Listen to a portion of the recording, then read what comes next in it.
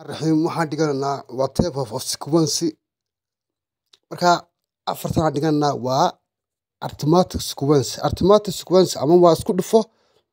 ama waxaan u jeedaa ama waa isku gee ama waa kala jar weji marka waa isku gee hadda mid kasta 5 baa ku darana 5 ku dar waa 8 5 ku dar waa 13 5 ku dar waa 8 5 ku dar waa 23 bay noqon 23 5 ku dar waa 28 marka 28 bay soo bixi markaan 5 ku daro 28 su'aasha kale adaa ka shaqeynaya xabada askutaysa ka kale waa geometric sequence ama waa isku dhufo ama waa isku qayb labadaas u qaybsan isaguna hadda waa adiga arkaya maxayna waa hal cubic weji waa cubic ma dhahna marka waa maxayna hal saddex ku dhufo saddex ku dhufo sagaal ku dhufo waa 27 saddex ku dhufo waa 81 saddex ku dhufo markaan saddex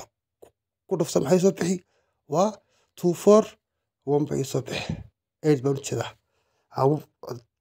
3 baan u jeedaa takalaada ka shaqeynaa kana waa hormonic sequence xagga hoose baa la eegaa hoosta aan iska daranaa wayda laftigeeduna waa maxayna waa 5 ku daran weji xagga hoose inta kore waa sideedii u soo qaado hal baa dhaxna hoosta ma kaga soo darana 4 5 ku dar waa 9 5 ku dar waa 14 5 ku dar waa 19 5 ku dar waa 24 ku dar waa 29 bay noqoni